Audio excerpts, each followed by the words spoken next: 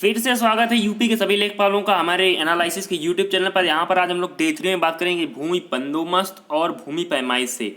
तो ग्राम समाज एवं विकास में जो क्वेश्चन आपके ग्रामीण परिवेश से क्वेश्चन पूछेंगे यूपी लेखपाल में, उसमें इस चैप्टर से कहीं पर भी कोई क्वेश्चन बाहर से नहीं आएगा, यही क्वेश्चन ही छपेंगे उसमें। तो दो क्वेश्चन मैं आपको पक्के करने वाला हूँ यहाँ से 2 नंबर। तो बढ़ते अपने पहले क्वेश्चन की तरफ। तो बच्चों पहला क्वेश्चन में क्या दिया गया है और बहुत इंपॉर्टेंट क्वेश्चन है परीक्षा के अप्रोच से। तो बच्चों पहले क्वेश्चन की यहाँ पर बात करें तो बच्चों पहला क्वेश्चन में यहाँ पर दिया गया एक गट्ठे में कितने इंच होते हैं। एक गट्ठे में बच्चों आपके 99 इंच होते हैं और साथ ही बात करें उसमें कितने गज होते हैं तो 2.76 गज होते हैं एक गट्ठे में। आपसे ये भी क्वेश्चन पूछा सकता है कि एक गट्ठे में कितने गज होते हैं तो 2.76 गज होते हैं। अगर बात करें 99 इंच होते हैं एक गट्ठे में और उसमें अगर फुट की बात करें तो 8 फुट होते हैं, 99 इंच या 8 फुट। बात करें जो अपने सेकंड नंबर क्वेश्चन, तो जो सेकंड नंबर क्वेश्चन यहाँ पर दिया गया एक हेक्टेयर किसके बराबर होता है। बच्चों जो एक हेक्टेयर होता है वो किसके बराबर होता है। तो बच्चों जो एक हेक्टेयर होता है वो आपका 10,000 वर्ग मीटर के बराबर होता है। तो हमारा ऑप्शन नंबर ए है बच्चों, वो करेक्ट हो जाएगा।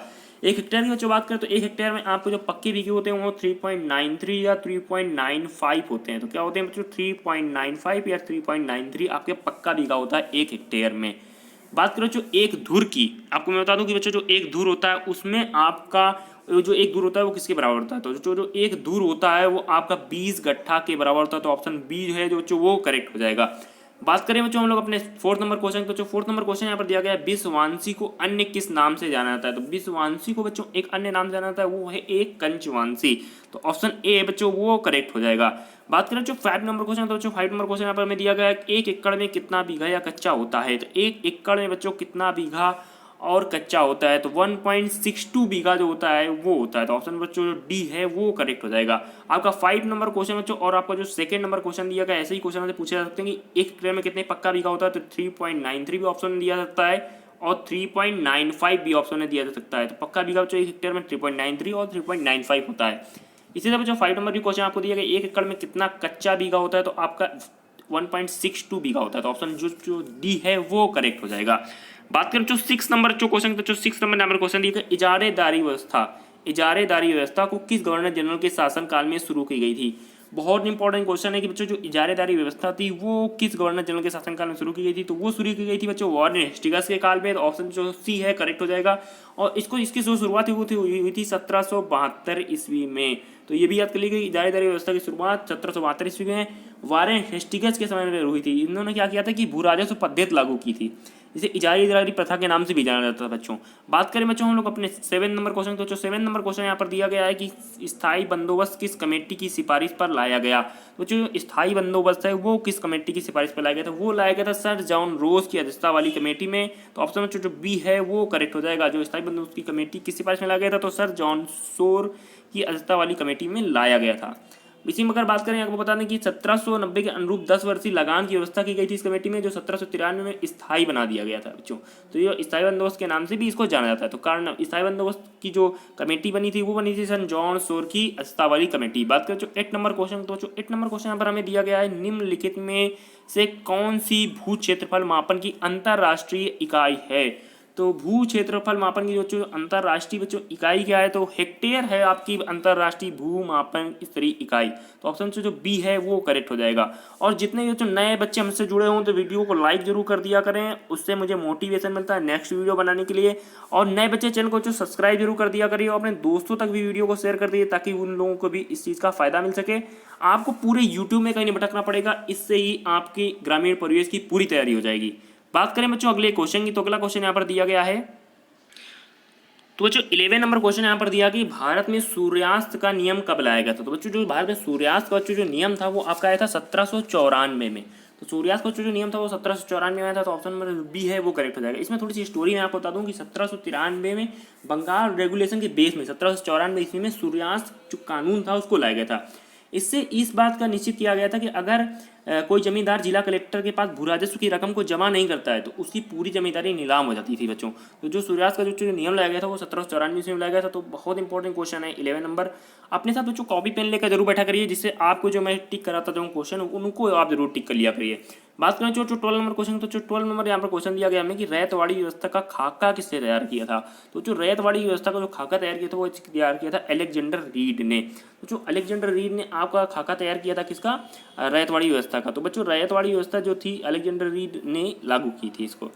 और ये भी क्वेश्चन आपका एग्जाम के प्रोसेस से इंपॉर्टेंट, तो इसको भी टिक कर लीजिएगा। बात करें जो 13 नंबर क्वेश्चन, तो जो 13 नंबर क्वेश्चन यहाँ पर दिया गया है, एक पक्का बीघा किसके बराबर होता है। बच्चों जो एक पक्का बीघा होता है वो बच्चों किसके बराबर होता है। जो बच्चों एक पक्का बीघा आपका होता है वो बराबर होता है आपके 3025 वर्ग गज के। तो ऑप्शन जो ए है वो करेक्ट हो जाएगा। तो जो 3025 वर्ग गज के बराबर होता है आपका एक पक्का बीघा। बात करें जो 14 नंबर क्वेश्चन, तो जो 14 नंबर क्वेश्चन यहाँ पर हमें दिया गया है कि एक डेसीमल किसके बराबर होता है। जो एक जो डेसीमल होता है आपका वो किसके बराबर होता है। तो जो एक डेसीमल होता है वो आपका बराबर होता है 435.6 वर्ग फुट के बराबर। तो ऑप्शन जो ए है वो करेक्ट हो जाएगा।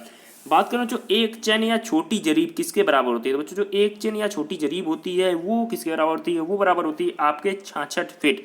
तो आपको जो 66 फीट होता है उसके बराबर होती है एक चैन या छोटी जरीब। तो आज आपके हमारे हमने 15 क्वेश्चन कर दिए और 15 के 15 क्वेश्चन बहुत इंपॉर्टेंट एग्जाम के प्रोसेस। तो सारे के सारे क्वेश्चन जरूर से जरूर एग्जाम में एक बार रिवाइज जरूर करके जाइएगा। बात करूँ जो रैयतवाड़ी व्यवस्था कब लागू की गई थी, इंपॉर्टेंट क्वेश्चन है और ऐसा क्वेश्चन एग्जाम में छप सकता है। तो जो रैयतवाड़ी व्यवस्था थी वो 1792 ईस्वी में लागू की गई थी। तो जो हमारा ऑप्शन बच्चों जो बी है वो करेक्ट हो जाएगा। जो बच्चों रैयतवाड़ी व्यवस्था थी वो 1792 ईस्वी में लागू की गई थी।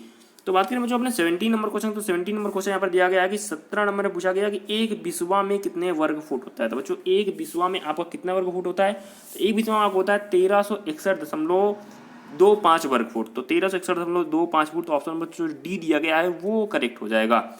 इसी तरह क्वेश्चन आपसे पूछेंगे एक बिस्वा में कितने वर्ग फुट होते हैं, तो 1361.25 वर्ग फुट। बच्चों ऐसे क्वेश्चन आपको रटने पड़ेंगे क्योंकि आप लेखपाल का एग्जाम देने जा रहे हैं। और आपको मैं बता दूं कि अगर आप हमारे साथ जुड़ जाते हैं 15 दिन के लिए तो आपको 25 में से 22 क्वेश्चंस की गारंटी मैं देता हूं कि 22 मार्क्स मैं दिला दूंगा आपको। इसकी पीडीएफ अगर बच्चों आपको चाहिए तो हमारे टेलीग्राम चैनल का लिंक डिस्क्रिप्शन बॉक्स में दिया गया और कमेंट बॉक्स में पिन है, तो वहां से टेलीग्राम में ज्वाइन हो जाइए, वहां से आपको इसकी पीडीएफ मिल जाएगी। बात करें बच्चों अगले क्वेश्चन की, तो बच्चों अगला क्वेश्चन हमें यहाँ पर दिया गया है। तो बच्चों 18 नंबर क्वेश्चन हमें यहाँ पर दिया गया है कि महलवाड़ी व्यवस्था किसके शासनकाल में लागू हुई थी। तो बच्चों जो महलवाड़ी व्यवस्था थी वो आपकी लागू हुई थी लॉर्ड विलियम बेंटिक के काल में। तो ऑप्शन बच्चों बी है वो करेक्ट हो जाएगा। रैयतवाड़ी व्यवस्था, महलवाड़ी व्यवस्था, ये क्वेश्चन जरूर से जरूर एग्जाम में पूछा सकते हैं, तो इनको जरूर रट लीजिएगा। और भाई बेसिकली बच्चों ये क्वेश्चन अक्सर एग्जाम में आए हुए भी हैं। बात करें जो 19 नंबर क्वेश्चन, तो बच्चों 19 नंबर यहाँ पर क्वेश्चन में दिया गया है कि एक लट्ठा या गट्ठा किसके बराबर होता है। तो बच्चों एक लट्ठा होता है, गाँव की भाषा में बोलते हैं एक लट्ठा। तो जो एक लट्ठा होता है वो किसके बराबर होता है। तो जो एक लट्ठा जो होता है वो 8 फुट 3 इंच के बराबर होता है, मैंने आपको बताया था ना। और इंच में बात करें तो 99 इंच के बराबर होता है। एक जो लट्ठा होता है वो आपका 8 फुट 3 इंच के बराबर होता है। बात करें जो शाही इकाई पूरे भारत में कब लागू की गई थी, और इंपॉर्टेंट क्वेश्चन एग्जाम के प्रोसेस, इसको जरूर से जरूर मार्क्स कर लीजिए और इसको लिख भी लीजिएगा अपने नोट्स में। तो बच्चों जो आपकी शाही इकाई व्यवस्था थी जो पूरे भारत में लागू की गई थी वो लागू की गई थी 1 जनवरी 1826 में। तो ऑप्शन बच्चों जो बी है वो करेक्ट हो जाएगा। तो शाही इकाई व्यवस्था जो थी वो पूरे भारत में आपकी लागू की गई थी 1 जनवरी 1826 ईस्वी में। बात करें बच्चों 21 नंबर क्वेश्चन, तो 21 नंबर क्वेश्चन से पहले बता दूं कि जो भी बच्चे नए जुड़े हो तो चैनल को जो सब्सक्राइब कर लीजिएगा और साथ ही साथ अपने तक वीडियो भी दोस्तों तक शेयर जरूर कर दिया करें और वीडियो को लाइक जरूर कर दीजिएगा। बात करें बच्चों 21 नंबर क्वेश्चन, तो 21 नंबर क्वेश्चन पर दिया गया एक मीट्रिक जरीब की लंबाई कितनी होती है। तो जो एक मीट्रिक जो जरीब की लंबाई होती है वो आपकी होती है 20 मीटर। तो ऑप्शन में जो बी है वो करेक्ट हो जाएगा। तो एक मीट्रिक जरीब की लंबाई होती है 20 मीटर। बात करें जो 22 नंबर क्वेश्चन, तो बच्चों 22 नंबर यहाँ पर क्वेश्चन में दिया गया कि 1 मीटर में कितने इंच होते हैं। तो बच्चों 1 मीटर में जो कितने इंच होते हैं, ऐसे क्वेश्चन बच्चों लेखपाल पूछे जाते हैं क्योंकि आपको नाप जोखी करनी है भूमि की। तो जो 1 मीटर में आपके इंच होते हैं 39.4 इंच। तो बच्चों ये क्वेश्चन थोड़ा सा आपको बताने की थोड़ा सा ट्रिकी है और साथ ही साथ इंपॉर्टेंट भी है कि 1 मीटर में इंच पूछा गया है। और ऐसे क्वेश्चन आपको आता हुआ भी लगेगा कि हाँ मैंने कहीं पढ़ा हुआ है पर मैं भूल रहा हूँ।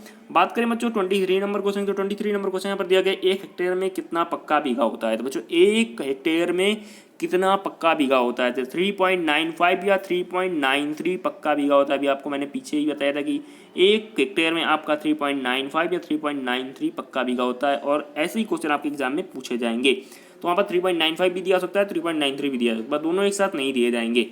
तो जो आपको मैं बात करूँ 24 नंबर क्वेश्चन, तो 24 नंबर क्वेश्चन यहाँ पर दिया गया इनमें से सबसे छोटा कौन है। तो बच्चों इनमें से बच्चों सबसे छोटा कौन सा दिया गया है। तो बच्चों इनमें से जो सबसे छोटा है वो है आपका एक उनवांशी। तो ऑप्शन बच्चों जो सी है वो करेक्ट हो जाएगा। बात करें जो 25 नंबर क्वेश्चन, तो 25 नंबर क्वेश्चन पर दिया गया है कि एक कच्चा बीघा किसके बराबर होता है। तो जो एक कच्चा बीघा होता है वो बराबर होता है आपका एक पक्का बीघा का 1/3। तो पक्का बीघा बच्चों आपका कितना होता है 3.93, उसका 1/3 होता है आपका एक कच्चा बीघा। बात करें बच्चों 26 नंबर क्वेश्चन, तो बच्चों 26 नंबर यहाँ पर क्वेश्चन में दिया गया है कि 1 हेक्टेयर में कितने एकड़ होते हैं। तो बच्चों 1 हेक्टेयर में आपके बच्चों कितने हेक्टेयर होते हैं, तो एक हेक्टेयर में 1 हेक्टेयर में बच्चों आपको कितने एकड़ होते हैं, तो 2.47 एकड़ होते हैं 1 हेक्टेयर में। तो ऑप्शन नंबर जो ए है वो करेक्ट हो जाएगा। बात करें जो 27 नंबर क्वेश्चन, तो 27 नंबर क्वेश्चन यहाँ पर दिया गया 1 मीटर किसके बराबर होता है। तो जो 1 मीटर है वो किसके बराबर होता है, 1 मीटर जो होता है वो आपका 1.09 गज के बराबर होता है। तो ऑप्शन जो सी है वो करेक्ट हो जाएगा। 1 मीटर आपका 1.09 गज के बराबर होता है। बात करें बच्चों हम लोग अपने 28 नंबर क्वेश्चन की, तो 28 नंबर क्वेश्चन से पहले बता दूं कि जो भी बच्चे फौज की तैयारी कर रहे हैं, आर्मी की, एयरफोर्स की, या फिर एसएससी जीडी में जिनका हो गया वो फिजिकल की तैयारी कर रहे हैं, तो मुझे ये बताइए कि आप लोग इसे 1600 मीटर की रेस मारते हो तो उसमें कितने गज होते हैं, ये कमेंट बॉक्स में जरूर बताइएगा। बात करें बच्चों 28 नंबर क्वेश्चन, तो बच्चों 28 नंबर क्वेश्चन यहाँ पर हमें दिया गया है कि एक विश्वांसी किसके बराबर होता है। बच्चों जो एक विश्वांसी होता है वो आपका 20 कंचवांसी के बराबर होता है। तो ऑप्शन बच्चों बी है वो करेक्ट हो जाएगा। बात करें बच्चों 29 नंबर क्वेश्चन को, जो 29 नंबर क्वेश्चन यहाँ पर हमें दिया गया है कि एक मीट्रिक इकाई व्यवस्था कब अपनाई गई थी। तो मीट्रिक इकाई व्यवस्था जो थी बच्चों वो कब अपनाई गई थी। मैंने आपको पीछे बताया कि शाही इकाई व्यवस्था जो कब अपनाई गई थी, और यहाँ पर क्वेश्चन दिया कि जो मीट्रिक इकाई व्यवस्था है बच्चों वो कब अपनाई गई थी। तो वो अपनाई गई थी 1 अक्टूबर 1958 को। ऑप्शन नंबर जो बी है वो करेक्ट हो जाएगा और इसको इंपॉर्टेंट कर लीजिएगा क्वेश्चन को।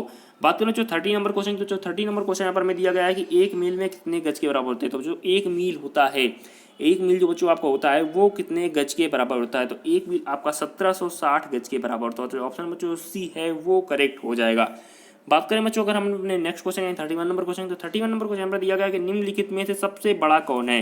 तो निम्नलिखित में बच्चों यहाँ पर दिया गया है मिलीमीटर, सेंटीमीटर, डेसीमीटर और डेकामीटर। तो मिलीमीटर, सेंटीमीटर, डेसीमीटर और डेकामीटर में बड़ा कौन है। तो यहाँ पर बड़ा है बच्चों आपका डेकामीटर। तो ऑप्शन बच्चों डी है वो करेक्ट हो जाएगा।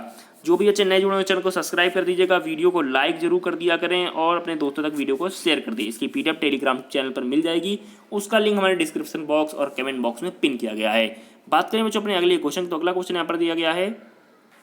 तो दोस्तों अभी तक हमारे पास अगले क्वेश्चन में ये दिया गया कि स्वामित्व योजना के तहत 11 अक्टूबर 2020 को कितने भूमि मालिकों को प्रॉपर्टी कार्ड बांटा गया। स्वामित्व योजना के तहत 11 अक्टूबर 2020 को कितने भूमि मालिकों को प्रॉपर्टी कार्ड बांटा गया। तो बच्चों 1 लाख। तो ऑप्शन बच्चों बी है वो करेक्ट हो जाएगा। बच्चों अभी तक 12 मिनट ही हुए हैं और मैंने आपको 30 क्वेश्चन करा दिए हैं। तो इसी तरह की बूस्ट डोज लेने के लिए हमारे चैनल को सब्सक्राइब जरूर कर लीजिएगा ताकि आपको हर एक वीडियो में कुछ नया जरूर सीखने को मिले। बात करें जो 33 नंबर क्वेश्चन, तो 33 नंबर क्वेश्चन दिया गया भारत का कौन सा राज्य डिजिटल हस्ताक्षरित रिकॉर्ड को कॉन्डस्ट्रल मैप्स क्षेत्र का रिकॉर्ड स्वामित्व और जमीन के मूल से जोड़ने की प्रक्रिया को पूरा कर लिया है। तो जो किसने पूरा कर लिया है, तो यहाँ पर हमारा जो ऑप्शन नंबर ए दिया गया है तो त्रिपुरा। तो ऑप्शन ए है जो वो करेक्ट हो जाएगा। बात करें जो 34 नंबर क्वेश्चन, तो 34 नंबर यहाँ पर क्वेश्चन दिया गया है संबंध से, और इसी क्वेश्चन से एक क्वेश्चन से 2 क्वेश्चन, 3 क्वेश्चन, 4 क्वेश्चन निकल कर आएंगे। निम्न में से कौन सा कथन चकबंदी कार्य के संबंध से सही नहीं है। तो जो निम्न में से कौन सा कथन है जो चकबंदी के कार्य से सही नहीं है। तो चकबंदी अधिकारी के पास तकनीकी ज्ञान का अभाव होना, ये जो कथन है ये बच्चों सही है। तो ऑप्शन ए बच्चों करेक्ट हो जाएगा। यहाँ पर ऑप्शन ए जो है ये नहीं होगा।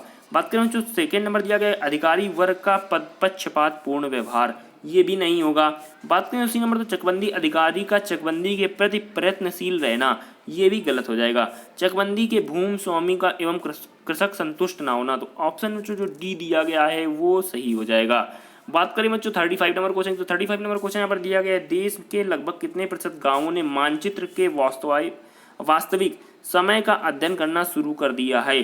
तो देश के लगभग कितने प्रतिशत गांवों ने मानचित्र के वास्तविक समय का अध्ययन करना शुरू कर दिया है। तो कितने गांवों ने बच्चों शुरू कर दिया है, वो है 21% यानी 21%। ऑप्शन बी करेक्ट है और एग्जाम के अप्रोच से बहुत इंपॉर्टेंट क्वेश्चन है। बात करें बच्चों 36 नंबर क्वेश्चन, तो 36 नंबर क्वेश्चन यहाँ पर दिया गया है कि निम्न में से कौन सा राज्य भूमि अभिलेखों का 100% यानी 100% कंप्यूटरीकरण का लक्ष्य पूरा किया है। तो किस राज्य ने भूमि अभिलेखों का 100% कंप्यूटरीकरण का लक्ष्य पूरा किया है। तो वो पूरा किया है आपके कर्नाटक राज्य ने। तो ऑप्शन बी है वो बच्चों सही हो जाएगा। और कर्नाटक के बच्चों सीएम आपके कौन है, था विश्वभूषण हरिचंदन जी। बात करें बच्चों अपने सेकंड नंबर क्वेश्चन, तो जो सेकंड नंबर क्वेश्चन यहाँ पर दिया गया है हमें तो बच्चों 36 नंबर यहाँ पर क्वेश्चन हमें दिया गया कि निम्न में से कौन सा राज्य ने भूमि अभिलेखों का 100% 100% कंप्यूटरीकरण का लक्ष्य पूरा किया है। तो जो किस राज्य ने आपका 100% कंप्यूटरीकरण का लक्ष्य पूरा किया भूमि अभिलेखों के रिगार्ड्स में, तो किया है कर्नाटक राज्य ने। तो ऑप्शन बच्चों जो बी दिया गया है वो करेक्ट हो जाएगा। बात करें जो 37 नंबर क्वेश्चन, तो जो 37 नंबर यहाँ पर क्वेश्चन में दिया गया कि जुलाई 2020 में डिजिटल इंडिया भूमि अभिलेख आधुनिकीकरण कार्यक्रम में सर्वोत्तम प्रथाओं पर एक पुस्तिका जारी की गई, जिसमें किन राज्यों की अपनाई गई प्रथाओं की सूची नहीं है। तो किस राज्य की बच्चों प्रथाओं की सूची नहीं है, तो ऑप्शन नंबर जो यहाँ पर हमें दिया गया है आपका बी नंबर वो करेक्ट हो जाएगा। सॉरी बच्चों यहाँ पर ऑप्शन नंबर जो डी है वो करेक्ट हो जाएगा, तमिलनाडु। तो तमिलनाडु यहाँ से हमारा ऑप्शन नंबर जो डी है वो करेक्ट हो जाएगा। बात करें जो 38 नंबर क्वेश्चन, तो जो 38 नंबर क्वेश्चन यहाँ पर हमें दिया गया है कि डिजिटल इंडिया भूमि अभिलेख आधुनिकीकरण कार्यक्रम के प्रमुख उद्देश्य कौन से हैं। तो डिजिटल इंडिया भूमि अभिलेख आधुनिकीकरण कार्यक्रम के जो प्रमुख उद्देश्य हैं वो आपके भूमि अभिलेखों को आधुनिकीकरण करना ये भी आपका है, भूमि संपत्ति विवादों को कम करना ये भी है, और भूमि अभिलेखों को पारदर्शी बनाना ये भी है, और उपरोक्त सभी, यानी ऑप्शन जो डी है वो करेक्ट हो जाएगा। बात करें जो 39 नंबर जो क्वेश्चन, तो 39 नंबर क्वेश्चन यहाँ पर हमें दिया गया है कि निम्न में से कौन से कारक चकबंदी कार्य में प्रमुख बाधक साबित हुआ है। तो चकबंदी कार्य में जो प्रमुख कार्य जो बाधक साबित हुआ है वो बच्चों कौन सा है। तो राज्यों का केवल ऐच्छिक चकबंदी पर ध्यान देना, ये आपका प्रमुख बाधक साबित हुआ है चकबंदी कार्य में। तो ऑप्शन जो बी है वो करेक्ट हो जाएगा। बात करूँ जो 40 नंबर क्वेश्चन थी और 40वें नंबर का जो क्वेश्चन दिया गया है बहुत ही इंपॉर्टेंट एग्जाम के अप्रोच से, और ये छपेगा। राष्ट्रीय भूमि अभिलेख आधुनिकीकरण कार्यक्रम नाम से नवीन योजना की शुरुआत किस वर्ष की गई थी। तो राष्ट्रीय भूमि अभिलेख आधुनिकीकरण कार्यक्रम नाम से जो नवीन योजना की जो शुरुआत की गई थी वो आपकी करी गई थी यहाँ पर 2008 में। तो ऑप्शन जो सी है वो करेक्ट हो जाएगा। बात करें जो 41 नंबर क्वेश्चन, तो 41 नंबर क्वेश्चन यहाँ पर दिया गया है कि केंद्र सरकार के पंचायती राज मंत्रालय द्वारा स्वामित्व योजना की घोषणा कब की गई। तो केंद्र सरकार के पंचायती राज मंत्रालय द्वारा स्वामित्व योजना की जो बच्चों घोषणा की गई थी वो कब की गई थी, वो की गई थी आपकी अप्रैल 2020 में। तो ऑप्शन बच्चों ए है वो करेक्ट हो जाएगा। बात करें बच्चों 42 नंबर क्वेश्चन की, तो 42 नंबर क्वेश्चन में यहाँ पर दिया गया है बच्चों 42 नंबर क्वेश्चन यहाँ पर हमें दिया गया कि स्वतंत्रता के समय कितना प्रतिशत कृषि भूभाग जमींदारी व्यवस्था के अधीन था। तो स्वतंत्रता के समय बच्चों कितना प्रतिशत कृषि भूभाग था वो जमींदारी व्यवस्था के अंतर्गत अधीन था। तो बच्चों आपका 57% था वो आपका अधीन था। तो ऑप्शन बच्चों जो सी है वो करेक्ट हो जाएगा। और इंपॉर्टेंट क्वेश्चन है एग्जाम के अप्रोच से। बता दूँ कि जिन भी बच्चों ने तक वीडियो को लाइक ना किया तो बच्चों प्लीज़ वीडियो को लाइक कर दीजिए और चैनल को भी सब्सक्राइब कर दीजिएगा, और वीडियो को अपने दोस्तों तक भी ज़्यादा से ज़्यादा बच्चों शेयर कर दिया करें। इसकी पीडीएफ हमारे टेलीग्राम चैनल पर मिल जाएगी, टेलीग्राम चैनल का लिंक दिया गया है डिस्क्रिप्शन बॉक्स में।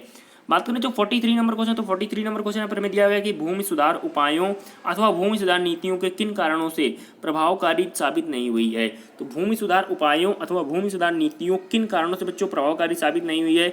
तो वो आपकी साबित नहीं हुई है यहाँ पर जो आपकी मौखिक काश्तकारी का अधिक होना, और आपका राजनीतिक इच्छा शक्ति का अभाव होना, प्रशासनिक तंत्र की उदासीनता, और ऑप्शन डी दिया गया उपरोक्त सभी।